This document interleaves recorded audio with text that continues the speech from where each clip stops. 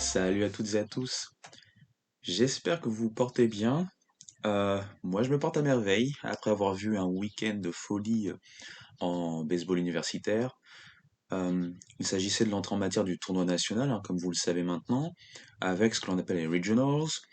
Donc 16 regionals composés de 4 équipes, hein, on va dire que ce sont 16 poules, hein, pour le rappel rapide.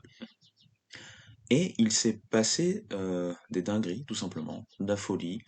Euh, c'est une sorte de March Madness en juin, donc un June Madness, comme le baseball sait faire. C'est assez différent, comme je l'avais déjà dit, par rapport au format basket, qui est beaucoup plus un format en mode coupe, hein, un match éliminatoire direct. Là, avec ce système de double elimination, on a vu des scénarios incroyables. Des équipes qui ont mal commencé et qui ont su revenir en étant parfaites sur la suite et la fin quand elles n'avaient plus le choix. Des équipes passées à un rien d'être en finale et qui sur le match d'après se font tout simplement éliminer. Bref, la folie, encore une fois. On va décortiquer ce qui s'est passé en Regionals. On va ensuite parler rapidement des affiches des Super Regionals qui commencent donc ce vendredi. Euh, Installez-vous bien, tout simplement. On va y aller. C'est parti.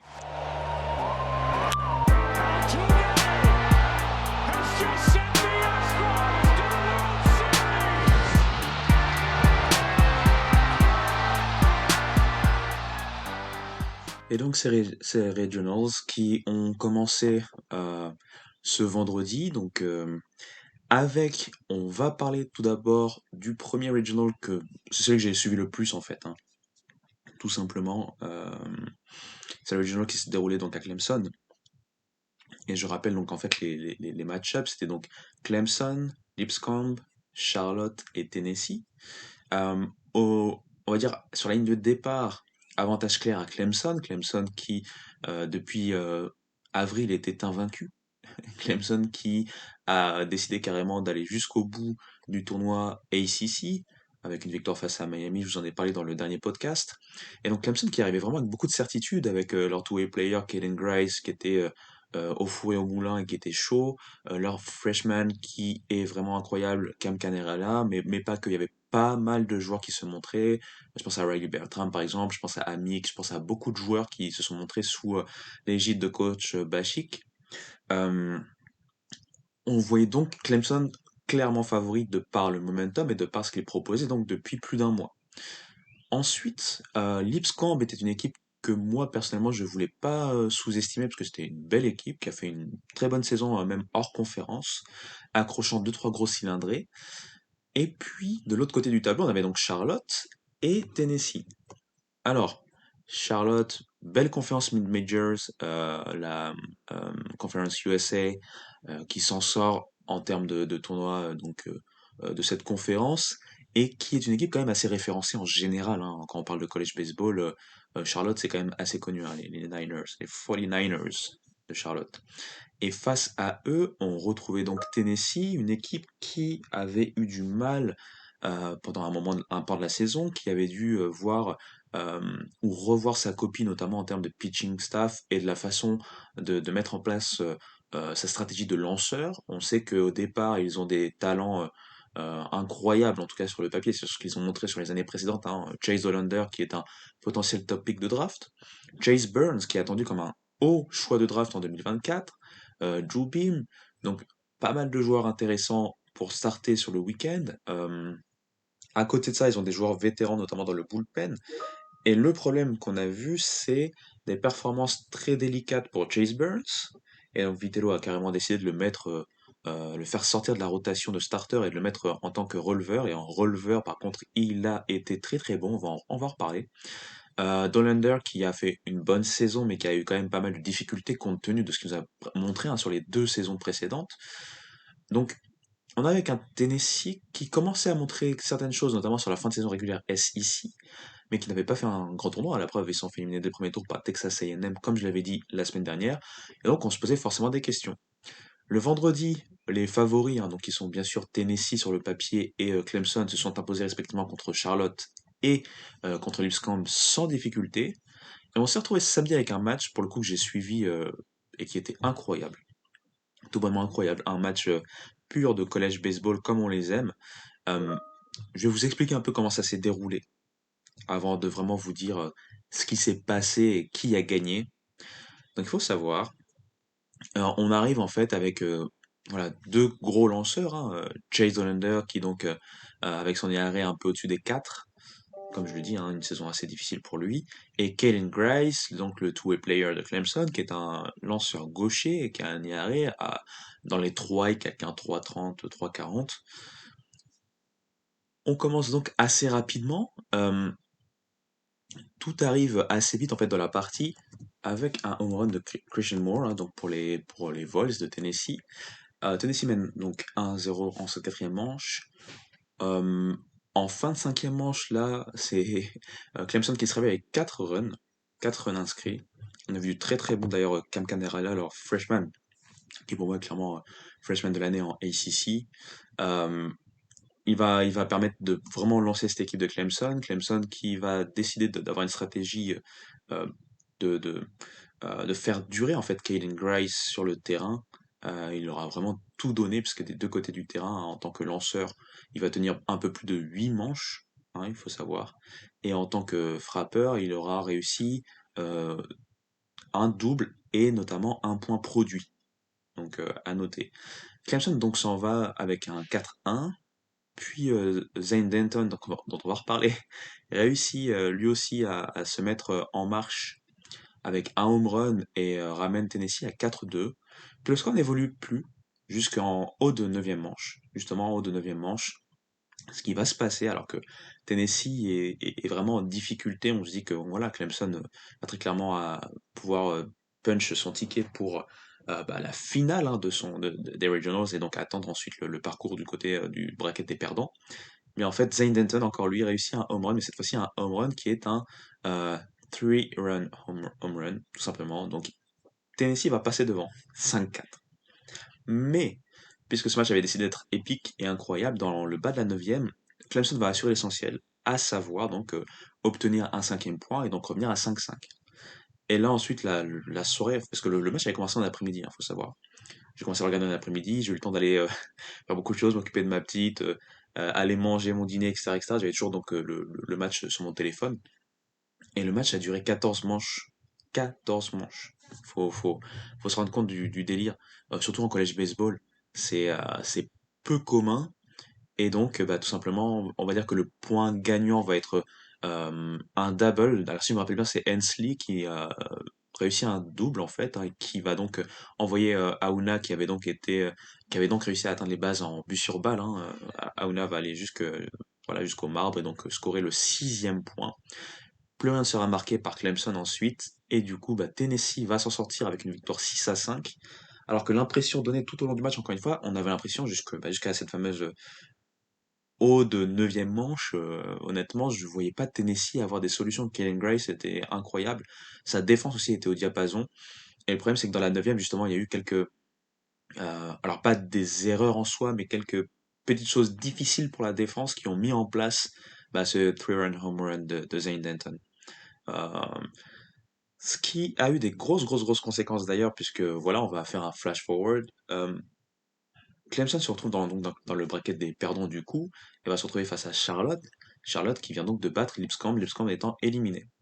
Et du coup, on se dit que Clemson va, voilà, vu que ce sont les favoris, battre Charlotte et pouvoir retrouver Tennessee pour tenter de les battre 2 fois de suite. Puisqu'il faut savoir en double elimination, Tennessee était donc à 2-0 au moment où Clemson donc perd ce match face à Tennessee. Clemson était en 1-1, mais il faut savoir que la dernière équipe qui reste debout sans avoir deux défaites est qualifiée, pour faire simple. Donc pour que Tennessee ait deux défaites, il aurait fallu, puisqu'ils sont dans la phase finale, enfin dans la partie finale, il aurait fallu que Clemson les batte 2 fois. Ou en tout cas que l'adversaire qui les retrouve dans cette partie finale les batte 2 fois. Donc je ne vais pas vous faire plus de suspense que ça, mais Clemson n'a pas réussi à avoir le jus nécessaire pour bah, s'en sortir face à Charlotte. Et oui, donc du coup, Clemson, tête de série numéro 4 de la nation, se retrouve éliminé de ses propres regionals avant même de pouvoir atteindre la finale et avant même donc de pouvoir avoir pourquoi pas une seconde chance face à Tennessee, alors que clairement, comme je l'ai dit, ils paraissaient au-dessus. Déjà, leur match face à Lipscomb, c'était un 12-5 hein, de mémoire et ça s'était très très bien passé assez facilement. Le match encore une fois face à Tennessee, tous les voyants, et c'est ça que j'aime bien dans le baseball, c'est qu'on ne sait jamais. Tous les voyants étaient au vert, clairement. malgré le 4-2 et donc le fait que Clemson n'arrivait plus à scorer non plus, hein, il faut le voir, mais ils arrivaient toujours à avoir des solutions défensives, ça allait bien pour Caden Grice, jusqu'à ce que Zane Denton sorte de sa boîte. Donc pour lui, c'est quand même 2 home runs dans ce match, donc meilleur joueur du match bien sûr, 2 home runs dans ce match, dont un three-run home run, donc c'est-à-dire 4 points produits sur ce match. Et alors que j'ai eu un problème de micro sur les 10 premières minutes, donc pardonnez-moi si ça switch par exemple d'une voix plutôt normale via micro à une voix plutôt comme si j'étais dans un espace avec écho ou en mode téléphone, puisque mon micro m'a un peu lâché, c'est revenu, c'est le câble en fait tout simplement. Donc ça a switché du micro de l'ordinateur directement au micro que j'utilise. Donc désolé pour ça, petit aparté. Euh, Rien d'autre à dire sur ces regionals, si ce n'est que du coup Tennessee va passer assez facilement puisqu'ils vont s'occuper de Charlotte dans la foulée. Euh, du coup, on va en reparler plus tard pour quand on va parler des regionals, des super regionals, pardon. Mais Tennessee pour moi est un grand gagnant, forcément parce qu'ils se sont qualifiés, mais au-delà de ça, puisque toute la saison, comme j'ai dit, a été assez chaotique, assez compliquée pour une équipe telle que Tennessee. Ça s'est bien réenclenché vers la fin, donc compliqué surtout en calendrier de conférence, donc en S ici, où ça a été compliqué pendant un long moment. Ça s'est bien réenclenché vers la fin. Il y a eu de l'intégration de certains joueurs cette saison au final, hein, comme je le rappelais encore la semaine dernière, comme Maui Aouna. Tout ne s'est pas passé parfaitement, il y a eu des polémiques et compagnie. Mais bien content de voir Vitello et son équipe. Bah, sur une année au final où tout a été décevant en saison régulière, peut-être que là cette fois-ci ils vont réussir à atteindre les College World Series et faire quelque chose là-bas. Là où la précédente saison, ça a été la meilleure équipe de college baseball sur la session régulière, hein, si vous vous rappelez bien. Et pourtant ils s'étaient fait éliminer lors des Supers la saison dernière, ce qui rappelle et ce qui prouve que en baseball, favori c'est bien, mais ça ne veut pas dire victoire automatique. Alors comme vous l'avez compris, je fais pas dans l'ordre des seeds pour les regionals.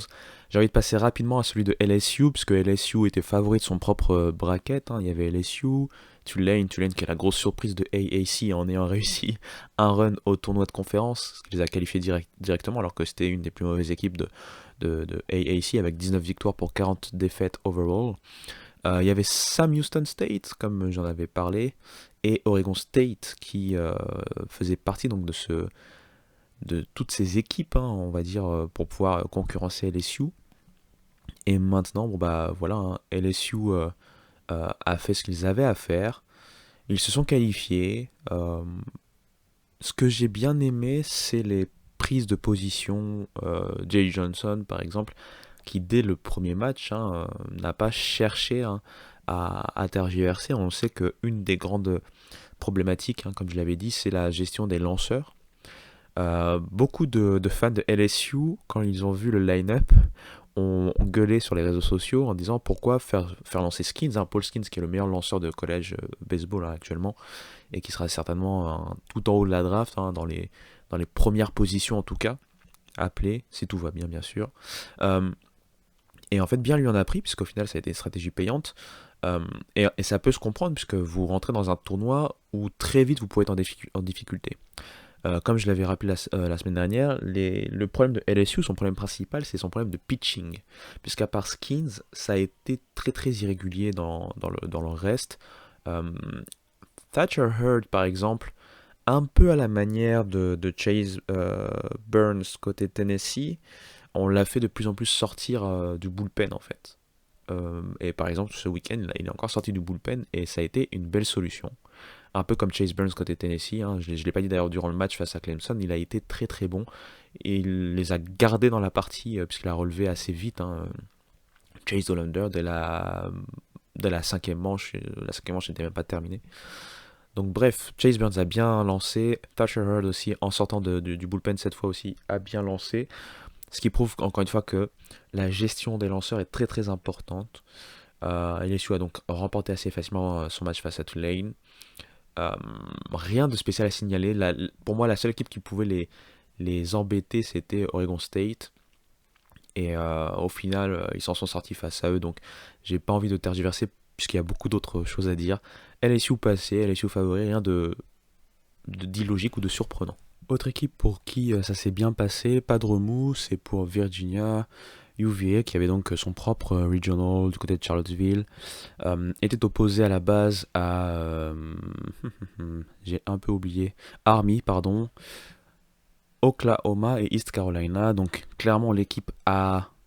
comment on peut dire ça? L'équipe sur laquelle se méfier. Ouf, le français c'est délicat des fois. L'équipe face à laquelle il fallait se méfier pour UVA, c'était clairement East Carolina, parce qu'on savait qu'Oklahoma était passé vraiment clairement sur du RPI, et cette saison ça a été compliqué, notamment en termes de lancer, en termes de ce qu'on appelle les free passes par exemple, c'est-à-dire soit concéder des buts sur balle, soit concéder des... Enfin voilà, lancer sur des joueurs, donc concéder des hits by pitch. Ça a été d'ailleurs le cas face à East Carolina pour Oklahoma, hein. Oklahoma qui n'a pas fait long feu. Et East Carolina, comme prévu, a été le principal adversaire de Virginia, mais voilà, n'a pas réussi à s'en sortir. UVA a complètement... voilà, ça a été un peu une sorte de sortie de routine, on va dire, en regional. Ils n'ont pour une fois pas beaucoup encaissé de runs, c'est à noter, puisqu'on le sait que UVA, leur principal problème, comme beaucoup d'équipes, c'est le pitching staff. Et sur ces regionals, il y a eu pas mal de joueurs, notamment il faut savoir que UVA a pas mal reconstruit son pitching staff avec des transferts, hein, transferts de pitchers qui venaient d'autres universités, des très bons pitchers. Et là, ils ont réussi à tous se mettre à l'unisson pour réussir à être au diapason de l'attaque qui, elle, pour le coup, marche toujours aussi bien. Ce qui fait que UVA a clairement passé un week-end plutôt tranquille, on va dire. Et donc je ne vais pas en parler trop longtemps, UVA est passé assez facilement. On va passer à un autre regional qui pour le coup a été surprenant de bout en bout.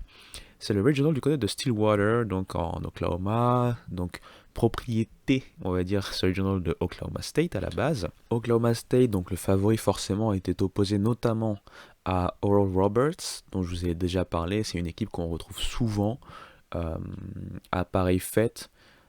C'est une équipe qui la saison dernière aussi avait fait un parcours très sympa. À côté d'eux, il y avait donc Washington, l'équipe de Pac-12 qui a fait une belle saison sous les ordres du fameux coach Kelly, dont je parle et reparle à chaque fois, hein, Jason Kelly, parce que j'ai vraiment aimé en fait leur baseball proposé sur les quelques matchs que j'ai vus, et j'ai vu que voilà, même les observateurs en parlaient beaucoup mieux que moi, parce qu'ils les ont vus tout au long de la saison. Et l'autre équipe qu'il fallait battre pour Oklahoma State potentiellement, c'est donc Dallas Baptiste. Dallas Baptiste, qui est une équipe réputée qui, ces dernières saisons, avait dominé la Missouri Valley Conference, qui maintenant est en conférence USA et qui, pour son année 1, a aussi dominé la conférence USA. Une équipe très sérieuse dont on a parlé pendant longtemps comme étant une équipe pouvant tout simplement euh, devenir une équipe haute pour les Regionals. Ça n'a pas été le cas. Et il faut le savoir, on a une surprise ici. Alors, surprise pas complète, parce qu'encore une fois, c'est une équipe, comme je l'ai dit en préambule, qui euh, est sur une belle continuité. Sur ces 2-3 dernières saisons, je sais que ça fait plus longtemps, mais je veux dire, sur les 2-3 dernières saisons que moi j'ai suivi, Oral Roberts a toujours été une équipe très sérieuse avec des bons vétérans. Et il faut savoir, c'était le seed donc 4 de ce propre regional. Le 1 était Oklahoma State, bien sûr, et donc les 2 et 3 étaient respectivement Dallas Baptiste et Washington. Alors, première journée, on a la surprise complète. C'est-à-dire que Oral Roberts bat Oklahoma State 6-4 et Washington bat DBU, donc Dallas Baptiste. Alors, je me rappelle plus, je pense que c'était 9 quelque chose, 9-5. Voilà. Donc on se dit, ok, les deux a priori favoris de cette poule vont se retrouver pour un match à élimination. C'est-à-dire que l'un des deux, dès le samedi, sa saison est terminée. Tout le monde se dit que bon, Oklahoma va quand même montrer les muscles et va réussir à s'en sortir. Eh bien non, Oklahoma se fait complètement détruire. J'étais surpris parce que j'ai vu que la fin du match, puisque ça avait commencé assez tôt. Et quand j'ai vu en fait le score, donc 18-4 pour Dallas Baptiste, je me suis dit ok, là on est sur un upset total, puisque ça voulait dire déjà que la tête de série numéro 1 de ce regional était éliminée. Et de l'autre côté, on s'est retrouvé avec Oral Roberts qui a en fait remporté tout simplement son match face à Washington. On se retrouvait donc en fait par la suite avec Washington qui devait être opposé bien sûr à Dallas Baptiste. Et Washington s'est également fait éliminer par Dallas Baptiste. Donc on se retrouve face à deux équipes de mid-majors. Il faut se rendre compte, deux équipes mid-majors qui vont donc en fait tout simplement s'affronter pour sortir de ces poules et aller en Super Regionals. Et voilà, vous l'avez compris, hein, si j'en parle depuis le début comme ça avec insistance, c'est que c'est Oral Roberts la tête de série numéro 4, donc l'équipe entre guillemets la plus faible, c'est pas une faiblesse en soi, mais en termes de classement, attention, hein, qui va donc s'en sortir et récupérer le seed hein, pour pouvoir aller, enfin récupérer la win en tout cas pour pouvoir aller en Super Regionals. Donc voilà la première surprise, grosse surprise qu'on a eue pour moi pour le coup, parce que Clemson, c'est vrai que ça a été une surprise de les voir se faire éliminer aussi vite, mais je pense que clairement le match en 14 manches les a drainés hein, complètement, et il faut savoir qu'ils jouaient dès le lendemain, début de journée, puisqu'ils étaient dans le bracket des perdants. Donc vraiment double sanction et ça s'est mal passé. On sait très bien que les enchaînements en baseball ça peut être très compliqué très vite. Donc pour moi c'est moins une surprise que par contre ce que j'ai vu avec Oklahoma State. Oklahoma State a complètement déjoué. Euh, le pitching a été assez difficile, enfin ça a été difficile pour eux, pour ne pas dire catastrophique. Euh, En attaque, bon, j'ai pas envie de dire que ça a été incroyable, mais ça n'a pas non plus été, ça a pas non plus été un problème en soi, quoi. Je pense pas que le problème se trouve en attaque. Donc voilà une saison qui a été déjà en dents de scie pour Oklahoma State, hein. Je rappelle que jusqu'à la dernière journée, ils n'étaient pas en tête de la Big 12 alors qu'on les voyait en saison régulière être clairement au-dessus quand on savait que Texas venait de se reconstruire et quand on savait que le reste des équipes paraissait en deçà de leur capacité lors des saisons précédentes. Donc voilà, on va pas rentrer dans plus de détails pour ça, mais voilà, Oklahoma State, première surprise, se fait éliminer.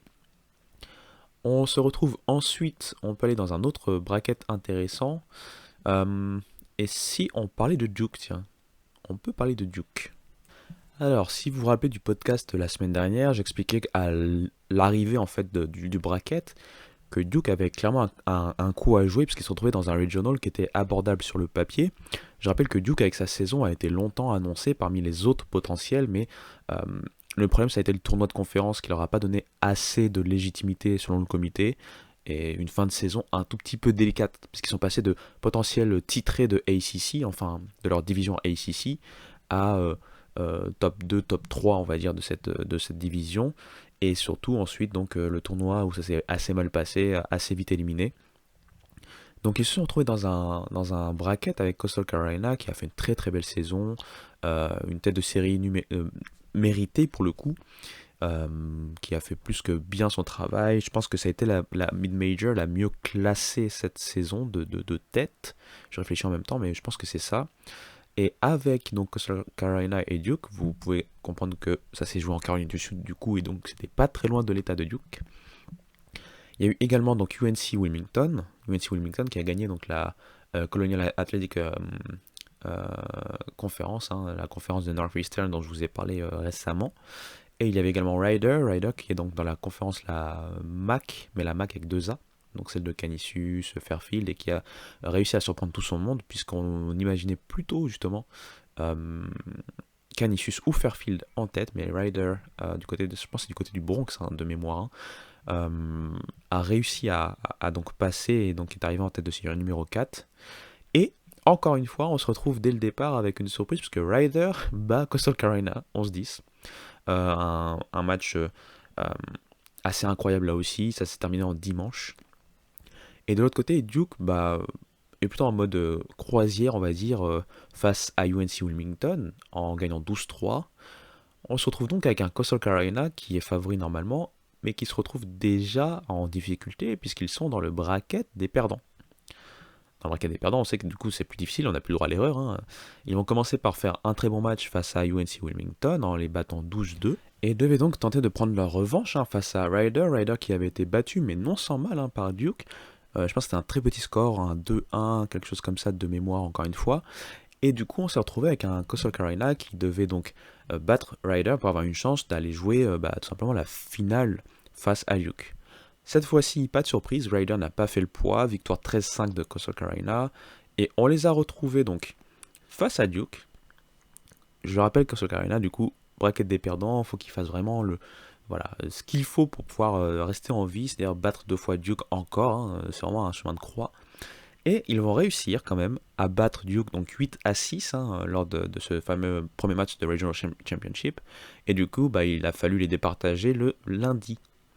Malheureusement pour Coastal Carolina, le lundi, Duke n'a pas fait dans la dentelle. Ils ont tout simplement étalé Coastal Carolina en les battant donc 12-3. Ne permettant pas à Coastal Carolina de faire cette fameuse remontada Comme je le disais, quand on perdait ce premier match, vraiment, bracket des perdants, c'est la guerre parce qu'il faut vraiment tout gagner. Et c'est très difficile en baseball d'enchaîner les victoires, même dans des séries, hein. Euh, mais bon, bravo déjà à Coastal Carolina pour la très très belle saison. Ils étaient pas si loin que ça de finir quand même en tête et pouvoir aller en Super Regional. Duke, pour le coup, a montré de très très belles choses, même si le dimanche ça a été compliqué en termes de pitching. Le pitching a été bien en verve hein, sur ce week-end, très très intéressant. L'attaque a été un peu irrégulière, mais c'est le jeu du baseball. En général, c'était une très très forte attaque, hein. Il y a eu un match où ça a été compliqué, c'était face à Ryder, de mémoire. Et non, ils ont toujours scoré pas mal, hein, entre 5 et 6 runs par match minimum. Il y a eu plusieurs fois où ils ont marqué donc, dans ces regionals plus de 10 runs. Et donc Duke, qui voilà, exorcise un peu ces démons, on va dire, et qui donc part en Supers pour voir s'ils peuvent atteindre donc les College World Series. On va sans transition passer à un autre bracket, un bracket là où ça va être un bracket pause, puisque là c'est un bracket assez facile à commenter, pas de surprise, c'est le bracket de Winston-Salem avec la meilleure équipe à l'heure où on parle hein, du baseball universitaire, c'est-à-dire Wake Forest. Wake Forest qui était dans le même bracket du coup chez eux hein, que des équipes comme Maryland de mémoire. Je vais rechercher tout ça, et oui il y avait Maryland, il y avait donc George Mason là. Alors la semaine dernière je ne les ai pas mis en tant que surprise, je suis pas sûr en tout cas. Puisque quand moi j'ai suivi donc la A10, hein, la A10 c'est la conférence Atlantic 10, c'est la conférence notamment de Saint Louis, de VCU, pour parler d'équipes qui dans les dernières années ont plutôt bien performé dans cette conférence. VCU avait perdu beaucoup de joueurs, donc on savait que ça allait être une saison de transition, ça a été le cas. Saint Louis a été pour le coup favori hein, pendant longtemps, et même lors du tournoi de conférence, mais George Mason a réussi à déjouer les pronostics. Euh, je pense que ça faisait des années quoi, que George Mason n'avait pas été en regional. Je sais plus, je vais pas vous donner une fausse information, mais je pense que j'ai entendu un des commentateurs en parler, parce que j'ai regardé justement le match entre Maryland et George Mason dans le bracket des perdants. Mais n'allons pas trop vite. Donc Wake Forest bat George Mason très facilement et très rapidement 12-0 lors du premier match. Maryland fait montre encore une fois de sa très très belle attaque avec une victoire face à Northeastern 7-2. Et pour une fois un pitching, puisqu'on va en reparler juste après, qui a été plutôt solide sur ce premier match avec Jason Savakul en starter. C'était malheureusement la seule bonne nouvelle côté pitching de Maryland, parce que vous allez très vite le savoir. Maryland s'est fait éliminer, s'est fait sortir par George Mason dans un match encore une fois qui était très très bon, assez incroyable, assez fou. Des petites erreurs de ci, de là, mais des choses assez incroyables. Wake Forest avait d'abord battu Maryland dans le bracket des vainqueurs, hein, 21-6. Hein, donc quand je vous dis que le pitching a été très compliqué, je pense que Maryland a fait presque un record en termes de buts sur balle concédés, et, enfin en tout cas de free passes. Je pense qu'ils en avaient eu 16 ou 17 dans ce match-là. Donc 16 ou 17 buts sur balle quand même. Ça aide pas face à une attaque aussi incroyable que Wake Forest. Wake Forest qui pour le coup n'avait pas eu une belle sortie de ses lanceurs sur ce match-là, comparé compte tenu de ce qu'ils sont habitués à proposer, hein, parce qu'ils ont pris 6 runs, ce qui est assez rare. Mais bon, quand on gagne 21-6, c'est anecdotique. Du coup, Maryland s'est retrouvé donc dans le bracket des perdants, et le dimanche, donc du coup, je les avais regardés face à George Mason. Et c'est marrant à quel point ce match a été à l'image de la saison de Maryland. C'est-à-dire que Maryland, je ne sais pas si vous vous rappelez, j'ai expliqué que Maryland a fait, encore une fois, une très bonne saison en termes de domination en Big Ten. Ils ont gagné la Big Ten que ce soit la saison régulière ou le tournoi de conférence. Ils n'ont rien laissé à personne. Il y avait des matchs qui étaient très attendus face à Iowa par exemple, ils les ont battus. Face à Indiana, que beaucoup de gens voyaient plus fort que Maryland sur cette partie régulière, Maryland les a battus également. Mais Maryland s'est retrouvé avec un RPI plus bas que ces deux équipes citées, et pour cause, puisque Maryland, en termes de calendrier hors conférence, a été très moyenne, notamment face à des équipes abordables, ce qui a fait chuter hein, leur RPI, et ce qui a fait chuter leurs espoirs, entre guillemets, de pouvoir être haute. Maryland, encore une fois, c'est une attaque avec, par exemple, Macho, que vous allez certainement entendre assez vite dans la draft, hein, le shortstop, qui est incroyable. Il y avait lui, il y avait... oh, j'ai toujours un problème avec les noms. Logresso de mémoire. Je les connais pourtant, les joueurs de Maryland, c'est ça qui est incroyable. Oh là là. Bref, j'ai un trou. Schliger aussi, le catcher par exemple, mais j'ai un trou parce que j'ai un autre nom qui est très très important et que j'arrive pas à ressortir. Mais bref. excusez-moi pour ça. Maryland, en tout cas, c'est une grosse attaque avec plusieurs joueurs à plus de 20 home run, hein, donc, dont le fameux Macho, pour ne citer que lui. Ah, et c'est Lorusso, bien sûr, Lorusso, le senior. Justement, je l'ai vu pendant des années, c'est pour ça que je n'arrive pas à trouver son nom et je trouvais ça bizarre. Nick Lorusso, bien sûr, le troisième base. Surtout avec une attaque, voilà, il y a Yann Petrus aussi qui est très intéressant, Matt Woods, enfin bref, pour ne citer que, hein, puisque vraiment l'attaque de Maryland a été une des meilleures attaques de la nation, tout simplement, hein, une très très grosse attaque. Mais par contre, le pitching, c'est un peu le contraire. Je vais pas dire que c'était le pire pitching de la nation parce que j'ai pas les stats devant moi, mais en tout cas sur les matchs que j'ai vus, à part ça va cool et encore ça va cool, c'est pas tous les matchs. Hein, ça va cool. Euh, Certains matchs ça a été compliqué, mais c'est en tout cas le pitcher starter le plus consistant. À part lui, c'est très très compliqué. Hein. Par exemple, alors sur le match face à George Mason par exemple, donc c'était Ryan Van Buren qui débutait et il n'a même pas terminé la première manche. Hein. Dès la première manche, c'est 3 runs concédés mérités, c'est donc du coup un très bon start pour George Mason qui va donc prendre les commandes à 3-0 assez rapidement. Par contre, malheureusement pour eux, c'est que comme je l'ai dit, l'attaque de Maryland c'est une attaque qui est incroyable. Et donc ils vont réussir à enchaîner entre la troisième manche et la quatrième manche 8 runs. 8 runs sans réponse de la part de George Mason pour, euh, oh là là, pour Maryland. Ça va être compliqué. Aujourd'hui ça va être compliqué mais je vais essayer de tenir jusqu'au bout. Pardonnez-moi encore une fois. Euh, il y a eu du home run, hein. Je sais qu'il y a Shaw à homer très rapidement pour les ramener à 3-3 parce que c'était un tour home run. Euh, il y a eu aussi le home run, d'abord le premier home run de Keister, hein, de mémoire. Nick Rousseau aussi a apporté du point produit. Il y a eu vraiment, ça a été vraiment compliqué. Donc on est passé de 3-0 pour George Mason à 8-3 pour Maryland. Mais comme j'ai dit, le problème de Maryland, c'est ses pitchers.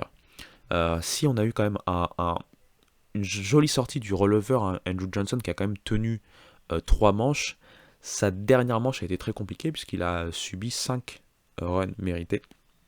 Ce qui a permis donc à, à George Mason de revenir et donc de passer de 8-3 en leur défaveur à 18 dans la même quatrième manche. Pour vous dire à quel point c'était fou en fait. Bon, j'étais un peu plus pour Maryland forcément parce que entre guillemets j'ai des attaches vu que je vis dans la zone. Euh, donc quand j'ai vu ça, enfin quand j'ai vu le match, moi quand il y avait 8-3, je me suis dit ok, même si les autres vont scorer, je pense que Maryland va continuer sur sa lancée et va continuer à scorer. Eh bien non, c'était plus compliqué que ça, puisque non seulement ils n'ont pas réussi à scorer pendant un long moment, mais surtout ils ont réussi à se prendre 7 runs du coup dans la quatrième, entre donc le premier releveur Andrew Johnson et le deuxième Nigel Belgrave, que je n'avais d'ailleurs pas fait, enfin j'avais pas vu moi, j'avais pas fait attention à ce joueur-là, qui a apparemment été un transfert. Sur la saison régulière, je parle, j'avais pas forcément vu ce releveur. Un transfuge du coup.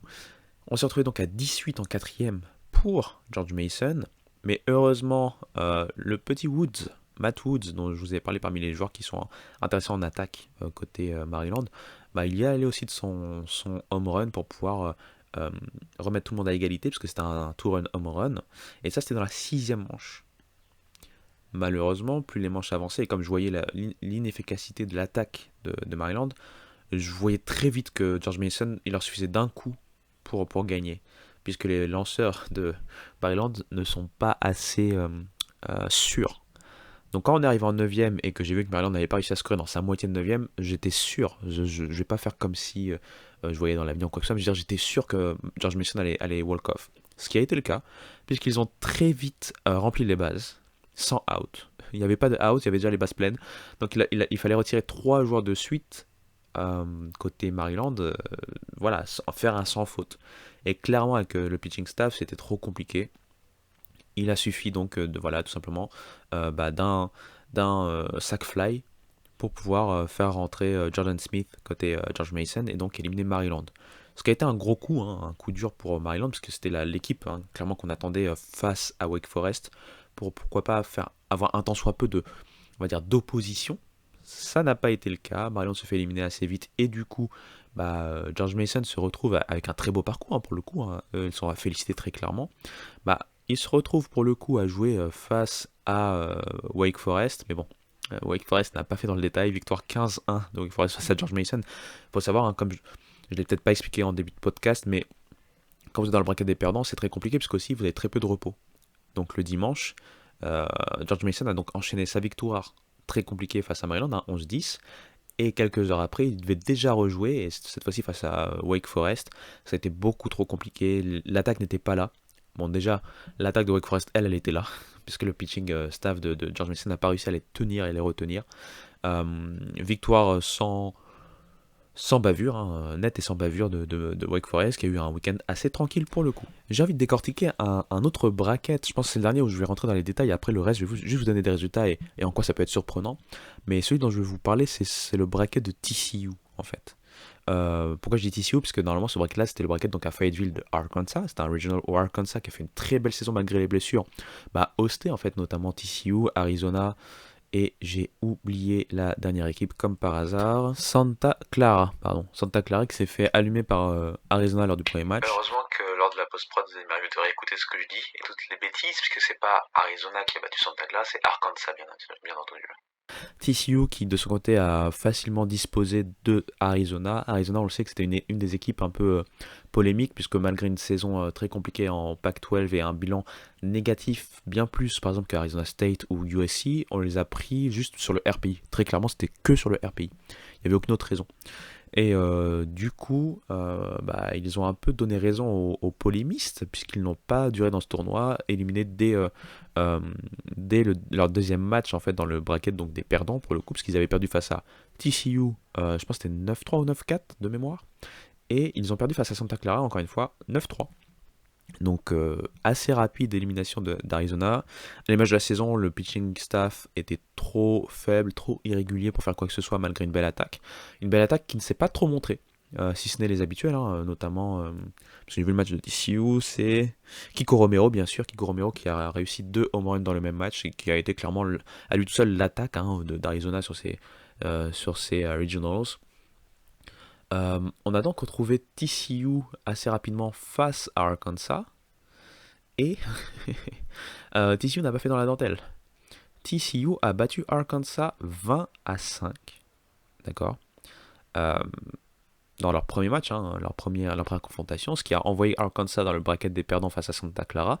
Ils les ont de nouveau battus, mais cette fois-ci de manière un peu plus délicate. Et donc il fallait qu'ils se retrouvent face à TCU et les battre 2 fois pour pouvoir espérer sortir de leur propre regionals. Malheureusement, TCU, qui est dans une forme étincelante hein, depuis la fin de saison, on va en parler 2 secondes, les a encore laminés 12-4. Et donc TCU, qui pendant un moment, une longue partie de la saison était plutôt décevante, a réussi clairement à être là au bon moment. En fait, TCU me fait un peu penser à Ole Miss de la saison dernière. C'est-à-dire que peut-être TCU a une sélection un peu plus haute que la sélection de Ole Miss la saison dernière. La sélection de Ole Miss la saison dernière, si vous vous rappelez, c'est quand même last four in. Et à la fin, ils gagnent le tournoi, ce qui est incroyable. Mais TCU, ça me fait un peu penser à ça. C'est la trajectoire que prend cette équipe depuis la fin de saison régulière et donc le tournoi déjà de Big 12 où ils ont détruit tout le monde. Bah, elle est incroyable. Le match d'Arizona, bah, c'était le match de Braden Taylor. Braden Taylor, je vous en ai déjà parlé. Alors, je sais que j'ai eu un petit débat avec des Américains, notamment des fans de TCU, puisque j'étais assez dur moi avec Braden Taylor sur une partie de sa saison. Attention, il a été excellent. Le joueur a été excellent. Il a prouvé surtout sur la deuxième partie de saison où il est exceptionnel. Certainement un premier tour de draft, il n'y a pas de souci. Troisième base, élégant. Il sait tout faire sur un terrain. Progresser en défense. Euh, c'est le combo parfait. Il a une très belle discipline maintenant à la batte. Il a allié la puissance aussi qui va avec. Enfin bref, on en reparlera si on fait des profils draft incessamment sous peu. Mais Braden Taylor est sur un stretch exceptionnel. Mais en fait, moi j'ai été difficile avec lui puisque suite à ses 2 premières saisons, moi en fait, pour moi, Braden Taylor c'était la même. En tout cas en college baseball, pardon, c'était le même niveau qu'un Dylan Cruz. Alors attention, quand je dis ça, ça veut pas dire que pour moi je le vois au même niveau exactement que Dylan Cruz, mais je veux dire, c'est un joueur qui pour moi devait survoler en fait cette saison, et notamment sa conférence. Dylan Cruz, il survole la SEC, qui est la meilleure conférence du pays, hein, donc attention. Big 12, c'est une très très forte conférence, mais c'est pas au même niveau, et notamment en termes de pitcher face à lui. je voulais pas forcément qu'il ait la même moyenne ou quoi que ce soit, parce que enfin, les nombres de Dylan Cruz sont des nombres d'extraterrestres, en termes de, je parle de statistiques, hein. Pas en termes de toto. En termes de toto, je pense qu'il finit à peine à 12-13 home runs cette saison. Je pense peut-être son plus faible total ou à égalité avec sa saison freshman, et je suis même pas sûr, hein, freshman, parce qu'il avait au moins entre 17 et 18 home runs. Mais bref, il n'a pas eu besoin, Dylan Cruz, de frapper autant de home runs que ça, hein, vu l'attaque qu'il avait autour de lui, et très clairement aussi avec le nombre de walks qu'il a provoqué, bah forcément ça amène moins d'at-bat, donc moins de possibilités de frapper des home runs. Mais bref, stop pour la digression, sinon le podcast va être trop long. Bref, Brandon Taylor, saison très très forte, surtout deuxième partie, saison exceptionnelle. Il a martyrisé les lanceurs face auxquels il a joué en fait, face auxquels il a eu ses at-bats. De mémoire, face à Arizona, il a été juste éliminé une fois. Donc je pense qu'il finit à 4 sur 5 ou 5 sur 6. 4 sur 5 peut-être de mémoire. Euh, et surtout, il a produit pas mal de points. Il y a eu du home run, il y a eu tout. Tout, la panoplie complète en fait. Il a vraiment martyrisé. Bon, certes, un pitching staff qui n'est pas au niveau. D'ailleurs, je pense que vendredi, c'était un de leurs lanceurs transfuges qui avait été pas mal blessé cette saison contre Arizona. C'est pour vous dire à quel point tellement de problèmes qu'ils ont essayé des solutions dans ce tournoi qui était un peu orthodoxe. Euh, mais TCU, c'est pas que Brandon Taylor. TCU, il y a eu, lors du 25 face à Arkansas, il y a eu un de leurs joueurs qui a été assez exceptionnel. Alors, j'oublie son nom sur le coup, pourtant je le connais, c'est Trey. Quelqu'un peut m'aider? Personne ne va m'aider, bien sûr. Trey Richardson, bien sûr. Trey Richardson qui a réussi 2 Grand Slams dans le même match face à Arkansas lors du 25, qui a été encore déterminant puisqu'il avait réussi à produire 3 points, hein. De mémoire, ça devait être un home run, un 3-run home run encore face à Arkansas. Euh, ou un two-run home run. Ouais, je pense que c'était un two-run home run et qu'il avait aussi réussi un RBI un peu plus tôt dans la cinquième manche, un truc comme ça, mais c'était sur. Il a été éliminé, mais il avait quand même réussi un RBI sur son élimination à lui. Mais bref, il a été incandescent. Alors, Trey Richardson, faut savoir, on l'attend pas sur de la puissance. Enfin, il peut en montrer, mais c'est pas là-dessus qu'on l'attend.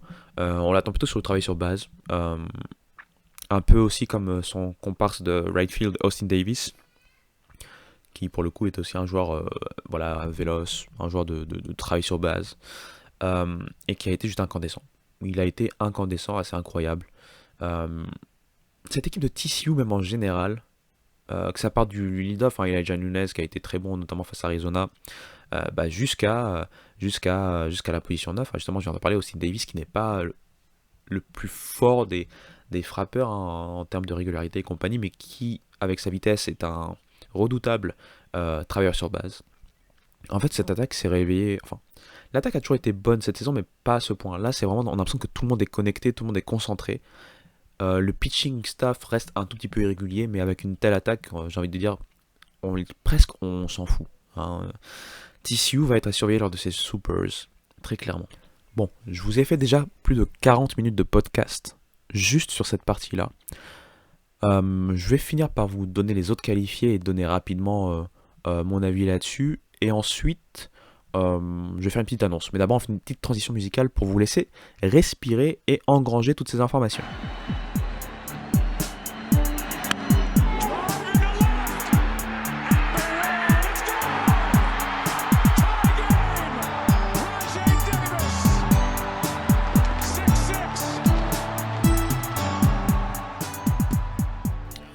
Nous revoilà. Donc, je pense que ce que je vais faire, même si l'autre partie sera peut-être plus courte, hein, enfin vraiment plus courte pour le coup, euh, quand je vous présente, là, je finis de vous présenter donc le reste des qualifiés. Je vais m'arrêter là pour cette partie de podcast et peut-être demain je sortirai un complément. Comme ça vous laisse le temps d'écouter ça tranquillement. Et puis demain ou vendredi, parce que là j'enregistre, on est mercredi. Donc jeudi ou vendredi, vous aurez la suite, hein, avec donc les affiches en fait des Supers et qu'est-ce que j'en pense en fait. Ça va être beaucoup plus court, je pense, pour le coup.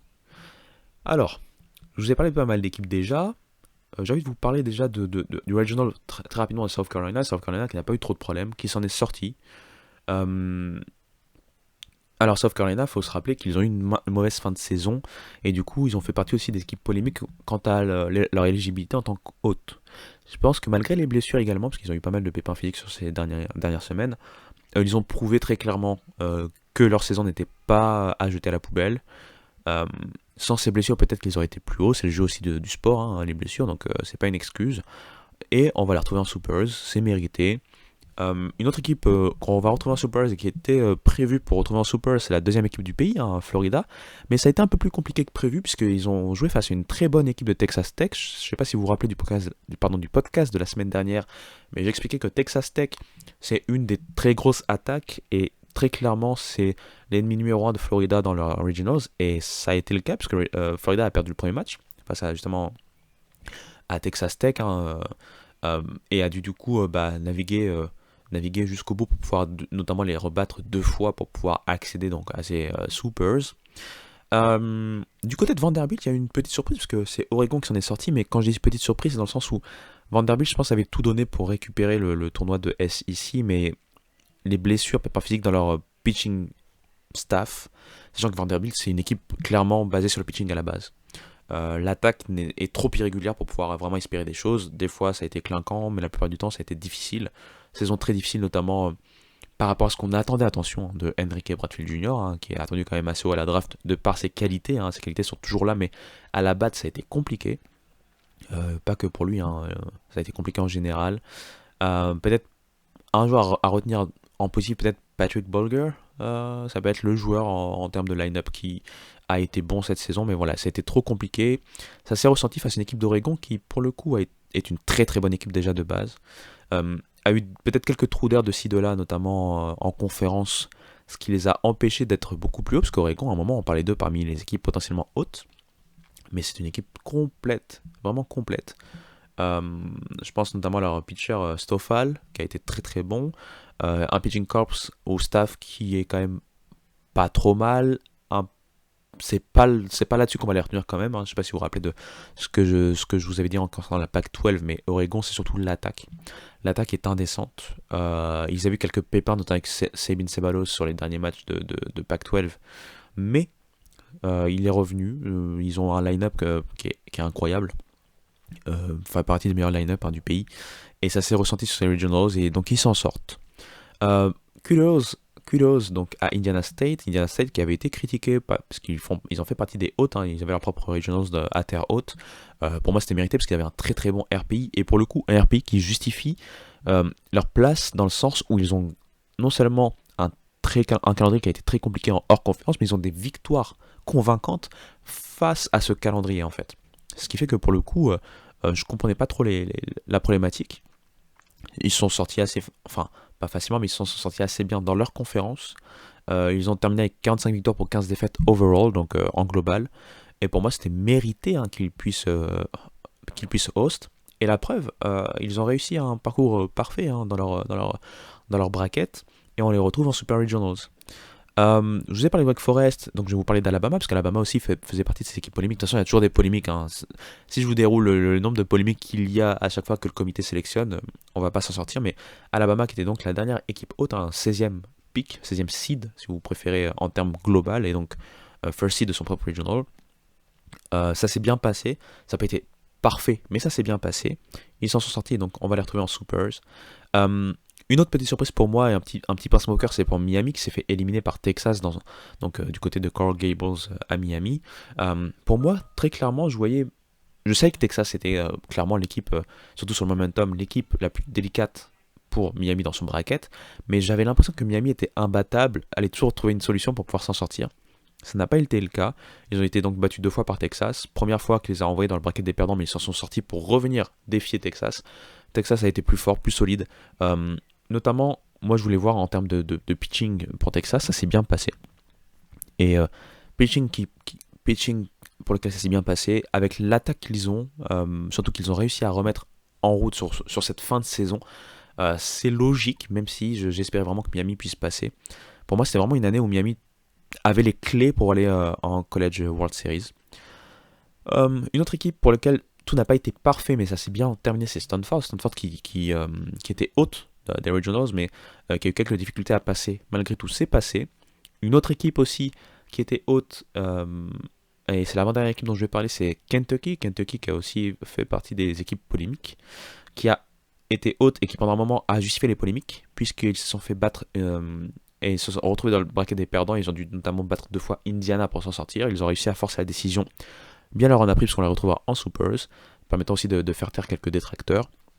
Et enfin, kudos à Southern Mississippi, parce que j'avais vu leur premier match face à Samford. C'était un duel de pitchers assez incroyable entre Tanner Hall, dont je vous ai parlé de temps en temps, qui m'avait pas mal, entre guillemets, déçu vis-à-vis de ce qu'on attend. Encore une fois, à chaque fois quand je dis déçu, attention, si vous voyez les chiffres, c'est des très bons chiffres. Donc ne voyez pas là quelqu'un qui veut être trop critique, mais surtout, en fait, comme ce sont des joueurs au niveau universitaire, il y a toujours des attentes en fonction de de là où on les voit par rapport à la draft.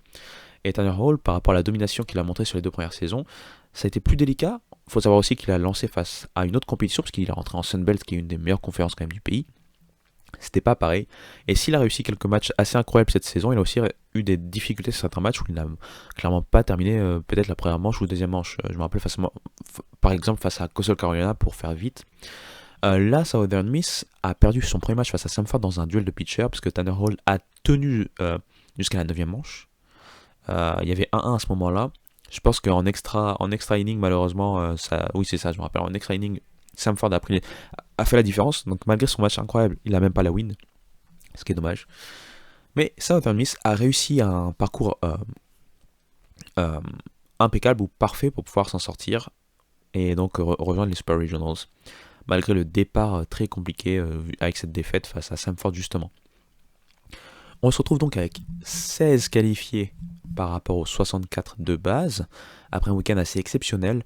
Je vous les récapitule. Ensuite, on va dire que c'est la fin de ce podcast, pour que vous puissiez avoir un autre podcast qui va se concentrer sur les affiches de ces Supers. Alors, dans l'ordre que j'ai noté, c'est pas du tout un ordre, on a South Carolina, on a Florida, on a Duke, on a Virginia, on a Oral Roberts, on a Oregon, on a Indiana State, on a TCU, on a Alabama, on a Wake Forest, on a Texas, Stanford, Kentucky, LSU, Tennessee et Southern Mississippi. Voilou. Je vous dis à très vite pour donc décortiquer un peu ces Super Regionals, et je vais vous donner en fait les match-up et en parler un peu plus. D'ici là, donc restez à l'écoute. On se retrouve très vite. Allez, ciao.